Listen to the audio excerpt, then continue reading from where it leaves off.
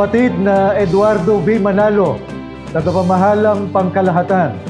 Mula po sa lahat ng mga ministro at mga manggagawa, kasama po ng aming mga may bahay, kami po ay buong puso at buong galak na bumabati sa pagsapit ng kaarawan ng inyong kapanganakan.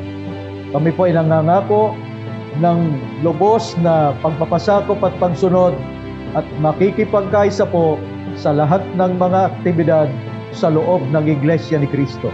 Happy birthday po! Mahal na mahal po namin kayo!